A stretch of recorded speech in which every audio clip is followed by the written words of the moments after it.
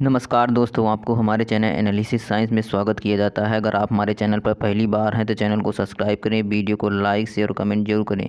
चलिए वीडियो को शुरू करते हैं। हमने यहाँ पर जो है बीएससी थर्ड सेमेस्टर के जो है यहाँ पर फिजिक्स का लेक्चर, कई लेक्चर यहाँ पर हमने अपलोड भी कर दिया है।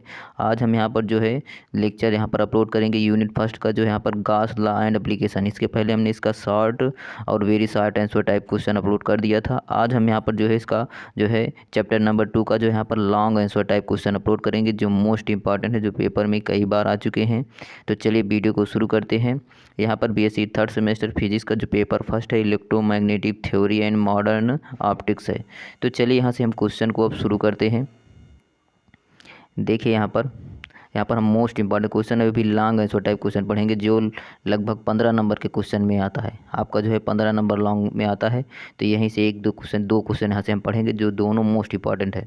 तो पहला क्वेश्चन यहाँ पर हम पढ़ते हैं। देखिए पहला क्वेश्चन दिया गया है, obtain the expression of Poisson and Laplace in electrostatic. यहाँ पर कह रहा है obtain the expression of Poisson and Laplace electrostatic. यहाँ पर जो है हमें यहाँ प्राप्त करना है पॉइसन एक्सप्रेशन, यहाँ पर प्राप्त करना है पॉइसन और लैप्लासे इक्वेशन को भी इलेक्ट्रोस्टैटिक्स में, या इसे अब लिखा जा सकता है इस तरह भी। क्वेश्चन कई बार पूछा जा सकता है कि right and prove that the differential form of Gauss law. इसी को हम differential form of Gauss law भी कहते हैं। तो यह क्वेश्चन इस तरह भी पूछा जा सकता है। तो ध्यान रखिए, दोनों क्वेश्चन यहाँ पर पूछेगा तो एक ही दोनों क्वेश्चन है। तो चलिए यहाँ पर देखिए, इसको हिंदी और इंग्लिश यहाँ पर दोनों में मिल जाएगा आपको। हिंदी में देखिए कह रहा है कि वैद्युतिकी में जो है पॉइसन तथा लाप्लास के जो समीकरण को यहाँ पर व्युत्पादित कीजिए, अथवा गॉस के नियम का जो है अवकलन रूप लिखिए और इसे सिद्ध भी कीजिए यहाँ पर। तो चलिए यहाँ से हम शुरू करते हैं। आंसर में क्या लिखेंगे आप देखिए। सबसे पहले यहाँ पर देखिए, लेट मान लेते हैं कोई चार्ज यहाँ पर क्यू है, इज कॉन्टीन्यूसली, अर्थात सतत जो है यहाँ पर कॉन्टीन्यूसली डिस्ट्रीब्यूट हो रहा है, वितरण हो रहा है इनसाइड आने वॉल्यूम पर, एंड वॉल्यूम चार्ज डेंसिटी, यहाँ पर जो है आयतन घनत्व जो है यहाँ पर दिया गया है, आयतन आवेश घनत्व जो यहाँ पर दिया गया है, रो है, be the total charge, then तब क्या होगा टोटल चार्ज, अर्थात कुल आवेश क्या हो जाएगा। तो यहाँ पर देखिए कुल आवेश हो जाएगा Q equal to integration volume rho D V हो जाएगा। यहाँ पर देखिए इसका हिंदी का मतलब हो जाता है कि जो आवेश क्यों है वह सतत रूप से किसी आयतन पर वितरित है। वहीं हमने जो भी बताया, आवेश का आयतन घनत्व जहाँ पर रो है, तब कुल आवेश इसके इक्वल हो जाएगा। क्यू इक्वल टू यहाँ पर इंटीग्रेशन हो जाएगा, ट्रिपल इंटीग्रेशन है वॉल्यूम पर रो डी वी। यहाँ पर देखिए आगे अकॉर्डिंग टू गॉस लॉ। अब यहाँ से हमने गॉस लॉ के बारे में यहाँ पर डिफिनीशन पढ़ा था, जो मोस्ट इंपॉर्टेंट है, जो शॉर्ट और वेरी शॉर्ट दोनों में आता है। इसका प्रूफ भी आता था, इसका प्रूफ हमने कराया था नेक्स्ट वीडियो में।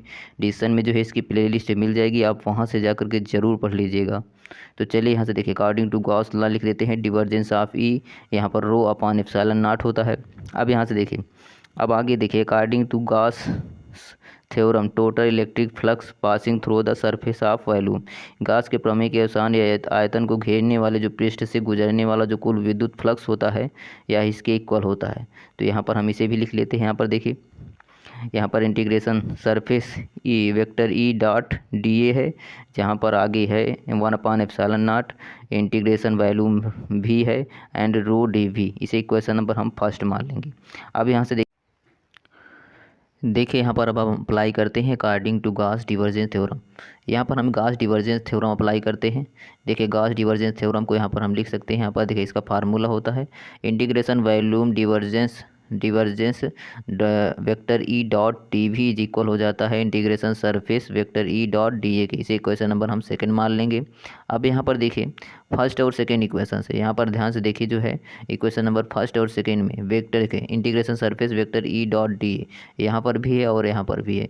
तो वेक्टर ई डॉट डी ए का मान जो है यहाँ पर इतना है, तो इसका मान जो है हम यहाँ इसके इक्वल रख देते हैं। तो हम इसके स्थान पर जो है इसका मान रख देंगे। तो यही देखिए हमने आगे किया है फ्रॉम इक्वेशन नंबर फर्स्ट और सेकंड से। तो यहाँ पर देखिए फ्रॉम इक्वेशन नंबर फर्स्ट और सेकंड से integration volume divergence vector E dot D V is equal हो जाता है 1/एप्सिलॉन naught integration volume divergence rho dot D V हो गया।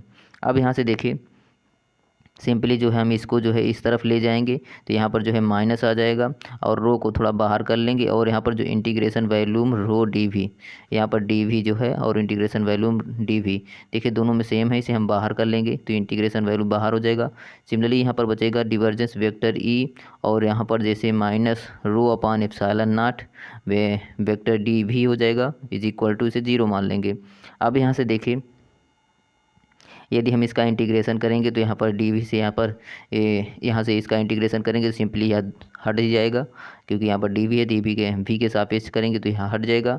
तो यहाँ पर देखिए सिंपली हमें प्राप्त क्या हो जाएगा, divergence vector E minus rho upon epsilon naught is equal to 0 के इक्वल, यही हमें बीच वाला प्राप्त हो जाएगा। अब यहाँ से देखिए जो माइनस है यहाँ पर इसको इस तरफ ले जाएंगे तो हमें सिंपली क्या हो जाएगा, प्लस हो जाएगा। Divergence E equal to rho upon epsilon naught हो जाएगा। इसे इक्वेशन नंबर 3 मान लेंगे। अब यहाँ से देखिए जो इक्वेशन नंबर 3 है, यहाँ पर equation number 3 is called the equation of Poisson. इसी को हम इक्वेशन ऑफ पॉइसन कहते हैं। इसी इक्वेशन नंबर 3 को इक्वेशन ऑफ पॉइसन कहते हैं। अब यहाँ से हमें प्राप्त करना है लैप्लास इक्वेशन। अब आगे यहाँ पर प्रक्रिया देखिए हम आगे करेंगे। It can be also written as in terms of potential भी। अब यहाँ से देखिए हम पोटेंशियल जो है यहाँ पर भी को जो है किस तरफ लिख सकते हैं, यहाँ पर potential in terms of potential भी को हम देखिए electric vector E equal to क्या हो जाता है, माइनस निगेटिव ग्रेडियंट ऑफ भी। इसके बारे में हमने पिछले लेक्चर में डिस्कस किया था। Vector E equal to minus देखिए निगेटिव ग्रेडियंट ऑफ भी, ग्रेडियंट मतलब हो जाता है यहाँ पर डेल डॉट भी। तो यहाँ पर देखिए डेल डॉट भी यहाँ पर माइनस हो जाएगा। अब यहाँ से देखिए यहाँ पर जो है, अब यहाँ से इसमें से हम डिवर्जेंस ले लेते हैं। देखिए अब इसी में हम यदि डिवर्जेंस लेंगे तो यह डिवर्जेंस ई हो जाएगा और यहाँ पर डेल डॉट ई हो जाएगा। डिवर्जेंस क्या होता है, यहाँ पर डॉट प्रोडक्ट और कर्ल का जो है यहाँ पर क्रॉस हो जाता है, तो डिवर्जेंस ई हो जाएगा। डिवर्जेंस डेल डॉट ई हो जाएगा इक्वल टू, अब ई का मान क्या है यहाँ पर, निगेटिव ग्रेडियंट ऑफ भी अर्थात माइनस डेल भी, यही मान रख देंगे। उसके बाद यहाँ पर डेल डॉट डेल क्या हो जाएगा, यहाँ पर जो है डेल स्क्वायर हो जाएगा, तो माइनस डेल स्क्वायर भी हो जाएगा। अब यहाँ से सिंपली जो है यहाँ पर डिवर्जेंस ऑफ भी के स्थान पर क्या रख देंगे, डेल स्क्वायर भी, इसी को हम यहाँ पर रख देंगे। तो यहाँ पर देखिए इक्वेशन नंबर 3 से सिंपली हमें प्राप्त क्या हो जाएगा, डेल स्क्वायर इक्वल टू हो जाता है minus rho upon epsilon naught. इसे इक्वेशन नंबर हम 4 मान लेंगे। अब यहाँ से देखिए सिंपली जो डेल है यहाँ पर डेल एक ऑपरेटर है, तो इसका मान क्या होता है, डेल इक्वल टू होता है I del by del X plus J del by del Y plus K del by del Z. अब इसमें से यदि हम डेल से डेल स्क्वायर क्या होगा, डेल डॉट डेल, देखिए यहाँ पर डेल डॉट डेल से गुणा कर देंगे तो डेल स्क्वायर हो जाएगा। तो यहाँ पर सिंपली इसी में यदि मल्टीप्लाई कर देंगे सिंपली इसी से, तो यहाँ पर आई डॉट आई का मान 1 हो जाएगा। Simply del upon del X into del upon del X क्या हो जाएगा, del square upon del X square हो जाएगा। सिंपली यहाँ पर जे डॉट जे का मान भी 1 हो जाएगा, तो del square upon del Y square हो जाएगा। Simply plus del square upon del Z square हो जाएगा। अब यहाँ से देखिए, अब देखिए इसी क्वेश्चन नंबर 4 में जो है डेल स्क्वायर के स्थान पर हम जो है सिंपली इसी को रख देंगे, यहाँ पर इसको यहाँ पर रख देंगे। तो इसको यहाँ पर रख देंगे तो हमें सिंपली प्राप्त क्या हो जाएगा, तो देखिए हमें यहाँ पर इक्वेशन नंबर 4 से del square phi upon del X square plus del square phi upon del Y square plus del square upon del Z square equal to minus rho upon epsilon naught. इसे equation number 5 मान लेंगे। तो देखिए जो यहाँ पर the above equation is also form of Poisson equation, यह भी जो है फॉर्म होता है पॉइसन इक्वेशन का। देखिए दिस इक्वेशन क्या हो, दिस इक्वेशन इज आल्सो क्या हो जाएगा, फॉर्म पॉइसन ही इक्वेशन का फॉर्म होता है। अब यहाँ से देखिए आगे यहाँ पर हमें लैप्लास इक्वेशन प्राप्त करना है, तो इसके लिए सिंपली हम करेंगे कि आगे देखिए नाउ इमेजिन करते हैं जो चार्ज है वो आप फ्री फील्ड में है, अर्थात जो है फ्री स्पेस में है, तो रो का मान क्या हो जाएगा, 0 हो जाएगा। देन तब क्या हो जाएगा, यदि इसका मान 0 हो जाएगा तो 0 बटा एप्सिलॉन नॉट उसका मान क्या हो जाएगा, सिंपली 0 ही इक्वल आ जाएगा। सिंपली हम इसे डिवर्जेंस ऑफ ही, इसे हम डिवर्जेंस ऑफ ई इक्वल टू 0 हो जाएगा। अब यहाँ से देखिए सिंपली यहाँ पर डिवर्जेंस ऑफ ही, यहाँ पर देखिए ये वाला देखिए यहाँ पर इक्वेशन नंबर 3 से, यहाँ से देखिए यदि रो फ्री स्पेस में हो जाए इसका मान 0, तो डिवर्जेंस ऑफ वेक्टर ई का मान क्या हो जाएगा, इक्वल टू 0 के इक्वल आ जाएगा। यही हमने यहाँ पर नीचे लिखा है, इक्वेशन नंबर 3 से ही है। अब यहाँ से देखिए जैसे ही यहाँ पर divergence of vector E equal to 0 हो जाएगा, तो यहाँ पर देखिए अब divergence of E equal to यहाँ पर 0 हो गया, तो सिंपली यहाँ पर देखिए इसी इक्वेशन में तो डिवर्जेंस ऑफ ई इक्वल टू 0 हो जाएगा। यदि इसका जो है यहाँ पर हम ई का मान यहाँ पर रखेंगे तो यहाँ पर डेल स्क्वायर अपान डेल भी स्क्वायर हो जाएगा plus del square upon del Y square plus del square upon del भी जेड स्क्वायर। क्वेश्चन नंबर 6, इसे इक्वेशन नंबर 6, इसी को हम लैप्लास इक्वेशन कहेंगे। यहाँ पर देखिए जो इक्वेशन नंबर 3, 4 और 5 सभी का यूज करते हैं। यहाँ पर देखिए सबसे पहले यहाँ पर इस स्थान से यहाँ पर हमें प्राप्त हो जाएगा ये वाला मान, यहाँ पर देखिए सिंपली, यहाँ पर भी यदि रो का मान 0 हो जाएगा तो डेल स्क्वायर का मान भी 0 हो जाएगा सिंपली। तो यहाँ पर देखिए यहीं इसमें भी यूज करेंगे, तो यहाँ पर 3 4 5 यहीं सभी इक्वेशन को यूज करेंगे तो सिंपली हमें जो है यहाँ पर डेल स्क्वायर का मान भी 0 हो जाएगा, तो सिंपली यही 0 के इक्वल आ जाएगा। तो del square phi upon del X square plus del square phi upon यहाँ पर del Y square plus del square phi upon del Z square equal to 0 आ जाएगा। इसी the above equation is called Laplace equation, इसी को हम लैप्लासी equation ही कहते हैं। इसका शॉर्ट फॉर्म हो जाता है यहाँ पर डेल स्क्वायर भी इक्वल टू 0 होता है, यहाँ पर इसका शॉर्ट फॉर्म यही होता है। तो यहीं से लिखा, इसी को हम लैप्लासी इक्वेशन कहते हैं, विच इज अप्लाइकेबल होता है ओनली चार्ज फ्री फील्ड में या फ्री स्पेस में ही, तभी यह 0 का मान होता है, तभी यही इक्वल आएगा।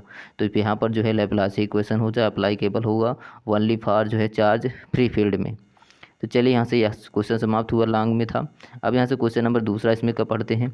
यह भी मोस्ट इंपॉर्टेंट, जो पेपर में कई बार आ चुका है, कि यहाँ पर पूछता है कि derive an expression for electrostatic energy of charge capacitor. अर्थात कह रहा है कि यहाँ पर जो expression electrostatic energy of charge capacitor का, यहाँ पर जो है चार्ज कैपेसिटर का जो हमें एक्सप्रेशन प्राप्त करना है। तो यहाँ पर इसका हिंदी का मतलब होता है यहाँ पर आवेशित संधारित्र की जो वैद्युत स्थितिज ऊर्जा है, यहाँ पर उसके लिए एक व्यंजक प्राप्त करना है हमें। तो चलिए यहाँ पर शुरू करते हैं। देखिए उत्तर में क्या लिखेंगे, सिंपली हिंदी में देखिए एक आवेश संधारित्र की जो वैद्युत स्थितिज ऊर्जा, हेडिंग हो जाएगा।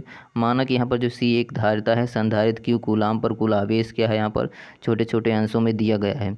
माना कि जो आवेशन की जो प्रक्रिया है के दौरान जो संधारित्र पर किसी क्षण आवेश का जो मान है यदि Q हो जाएगा, तो इस क्षण जो है संधारित्र में प्लेटों के बीच जो विभवांतर हो जाता है V इक्वल टू क्या हो जाएगा, Q/C हो जाएगा। या जो है संधारित्र का फार्मूला होता है Q इक्वल टू क्या होता है, यहाँ पर संधारित्र का फार्मूला होता है यहाँ पर Q इक्वल टू CV होता है। तो जहाँ पर C जो है यहाँ पर कैपेसिटर होता है, Q कूलाम होता है, आवेश होता है, और V यहाँ पर जो है यहाँ पर विभवांतर होता है। तो Q इक्वल टू CV, तो V इक्वल टू क्या हो जाएगा, Q/C हो जाएगा, सिंपली यही हो जाएगा। अब यहाँ से देखिए, यदि संधारित्र में एक अतिरिक्त आवेश कोई dQ दिया जाए तो इस पर विभवांतर के विरुद्ध यहाँ पर कार्य करना होगा। तो इसे कृत कार्य का मान क्या हो जाएगा, देखिए इसे इंग्लिश में ही लिखा गया है कि देखिए यहाँ पर लेट अस कंसीडर किया जाता है कोई कैपेसिटर तो कैपेसिटेंस C है, विच इज यहाँ पर V है, V is given by total charge Q हो जाए, कूलाम्स हो जाए, then small installments, then suppose during the process of charging charge any stands, यहाँ पर किसी भी क्षण जो है यहाँ पर कैपेसिटर यदि Q हो जाए, देन तब जो है यहाँ पर कैपेसिटर जो प्लेट्स हो जाएगा, difference between plates of capacitor जो होता है V इक्वल टू Q/C हो जाएगा। फर्दर चार्ज यदि DQ इज गिवन लिया जाता है टू द कैपेसिटर में, देन तब वर्क जो होगा विल बी डन अगेंस्ट हो जाएगा, अर्थात उसके विरुद्ध हो जाएगा पोटेंशियल डिफरेंस के। देन तब हमें वर्क डन प्राप्त क्या हो जाएगा, देन तब हमें कार्य हो जाएगा यहाँ पर DW इक्वल टू V.DQ हो जाएगा, V.DQ हो जाएगा। और अभी हमने निकाला था V इक्वल टू क्या था, Q/C, तो V के स्थान पर Q/C रख देंगे और यहाँ पर इंटू DQ हो जाएगा सिमिलरली। अब यहाँ से देखिए आगे इसी में therefore the total amount of work जो होता है done is a charging capacitor from charge यदि 0 से 2 Q कूलाम आवेश हो जाए, देन तब क्या हो जाएगा, तब किया गया कार्य जो होगा यहाँ पर इंटीग्रेशन फॉर्म में हो जाएगा। इसे हम सॉल्व करेंगे। यहाँ पर देखिए यहाँ पर जो है इंटीग्रेशन फॉर्म हो जाएगा। तो यहाँ पर ये कह रहा है यहाँ से 0 से Q कूलाम हो जाए, देन तब इसे इंटीग्रेशन फॉर्म करेंगे तो DW का क्या हो जाएगा, इंटीग्रेशन करेंगे तो यहाँ पर W आ जाएगा, सिंपली W हो जाएगा। और यहाँ पर इस तरफ जो है यहाँ पर इसका इंटीग्रेशन फॉर्म हो जाएगा। तो यही हमने आगे लिखा है। देखिए यहाँ पर W इक्वल टू इंटीग्रेशन 0 से Q/C DQ हो जाएगा। अब यहाँ से देखिए DQ है। अब यहाँ से हमें Q का करना है, तो यहाँ पर Q का करेंगे तो इंटीग्रेशन Q²/2 हो जाएगा, तो Q²/2 और 0 से Q/0। अब यहाँ से देखिए सिमिलरली Q के स्थान पर यहाँ पर हम कैपिटल Q रखेंगे और उसके बाद 0 रखेंगे, तो यहाँ पर हमें इसे सॉल्व करेंगे तो सिंपली Q/2C ही प्राप्त हो जाएगा, Q/2C, और यहाँ पर जूल हो जाएगा। कार का मात्रा क्या होता है, जूल। इसे क्वेश्चन नंबर फर्स्ट मान लेंगे। अब यहाँ से आगे देखिए, यदि V is the potential difference जो होता है between plates of capacitor, then जब चार्ज यदि Q हो जाए तो Q इक्वल टू CV हो जाए। यहीं देखिए फार्मूला होता है संधारित्र का Q इक्वल टू CV, जहाँ पर संधारित्र पर कुल आवेश यदि Q हो तो माना कि संधारित्र की प्लेटों के बीच विभवांतर V हो जाए तो Q इक्वल टू CV हो जाता है। अब यहाँ से देखिए इसी क्वेश्चन में जो है कैपिटल Q के स्थान पर हम क्या रख देंगे, CV रख देंगे यहाँ पर। तो CV यहाँ पर देखिए क्यू का स्क्वायर होगा, यहाँ पर ध्यान रखिएगा क्यू का स्क्वायर होगा, क्योंकि यहाँ पर क्यू का मान आ जाएगा, उसके बाद ये जीरो वाला -0/2 होगा तो वो जीरो ही हो जाएगा। सिंपली हमें Q²/2C ही प्राप्त होगा। अब यहाँ से देखिए क्यू के स्थान पर हम सी भी रख देंगे, तो यहाँ जो हमें सिंपली जो हमें प्राप्त क्या हो जाएगा, CV का होल स्क्वायर हो जाएगा बटा 2C हो जाएगा। और यहाँ पर एक सी से एक सी जो है इसका पावर कैंसिल हो जाएगा। सिंपली हमें प्राप्त क्या हो जाएगा इक्वेशन, W = 1/2CV² जूल हो जाएगा। अब देखिए दिस इज एनर्जी स्टोरेज होता है कैपेसिटर पर, तो यह जो है एनर्जी स्टोरेज इन कैपेसिटर हो जाएगा। This energy is resides in a dielectric present between capacitor plates के बीच में होगा। अब यहाँ से देखिए आगे इसी में यदि जो है for a plates capacitor having area of each plates A separation होगा between plates D and the medium between plates of जो है परमिटिविटी एप्सिलॉन के बीच। तो देन यहाँ पर देखिए इसका हिंदी का मतलब होता है संधारित्र में एकत्रित ऊर्जा का जो मान है यह ऊर्जा परावैद्युत डाई इलेक्ट्रिक में रहती है।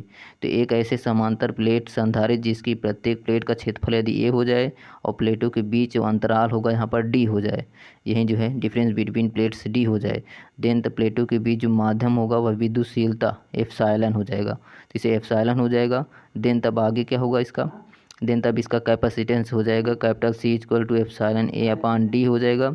एंड इलेक्ट्रिक फील्ड स्ट्रेंथ जो होगा E = V/d होगा। अब यहाँ से इस इलेक्ट्रिक फील्ड स्ट्रेंथ का फार्मूला यूज करते हैं, E = V/d हो जाएगा। अब यहीं जो फार्मूला है यहीं ये वाला फार्मूला C के स्थान पर इसको रख देंगे और E के स्थान पर V/d रख देंगे। तो यहाँ पर सिंपली हमें W = 1/2 εA/d और εE का होल स्क्वायर प्राप्त हो जाएगा। अब यहाँ से देखिए एक एप्सिलॉन यहाँ पर देखिए हमें सिंपली इसे सॉल्व करेंगे तो यहाँ से एप्सिलॉन E का होल स्क्वायर बटा 2A.D प्राप्त हो जाएगा। इसे क्वेश्चन नंबर 3 मान लेंगे। अब यहाँ से देखिए बट यहाँ पर जो है A और D, बट AD जो यहाँ पर वॉल्यूम होगा बिटवीन प्लेट्स के बीच में, यहाँ पर प्लेट्स के बीच में जो है आयतन है। देयरफॉर देन यहाँ पर जो है प्लेटों के बीच का आयतन है, तो देयरफॉर इसलिए जो एनर्जी स्टोरेज हो जाएगा per unit volume is electric field strength E हो जाएगा। यहाँ पर इलेक्ट्रिक स्ट्रेंथ E हो जाए, देन तब इसी के स्थान पर हम यहाँ पर चेंजेस कर देंगे, इलेक्ट्रिक स्ट्रेंथ E लिख देंगे यहाँ पर जो यहाँ पर लिखा गया है। अब देखिए सिंपली यहाँ पर जो है अब देखिए U = क्या हो जाएगा, यहाँ पर सिंपली हमें U = क्या हो जाएगा, W बटा वॉल्यूम हो जाएगा और इनटू जो है यहाँ पर एप्सिलॉन E का होल स्क्वायर हो जाएगा। अब यहाँ से देखिए यही जो है W का मान यहाँ से हम इसी इक्वेशन से यहाँ पर इस इक्वेशन से इसका मान इसी के स्थान पर हम रख देंगे। सिंपली जैसे यहाँ पर हम रखेंगे तो सिंपली हमें यह इक्वेशन प्राप्त हो जाएगा K∈0 E² जूल प्रति मीटर क्यूब हो जाएगा। विच इज सिमिलर एक्सप्रेशन हो जाएगा energy density in electrostatic field. यही हमें प्राप्त ही करना था, तो यह क्वेश्चन में प्राप्त हो गया। चलिए अगर आपको वीडियो यहाँ से अच्छी लगी हो तो वीडियो को लाइक शेयर और कमेंट जरूर कीजिएगा। चैनल पर पहली बार हैं चैनल सब्सक्राइब कीजिएगा। PDF के लिए आपको सिंपली जो है डिस्क्रिप्शन में एक लिंक दिया गया है PDF का, आप वहाँ से जा कर के PDF जो है देख सकते हैं। तो चलिए थैंक्स फॉर वॉचिंग।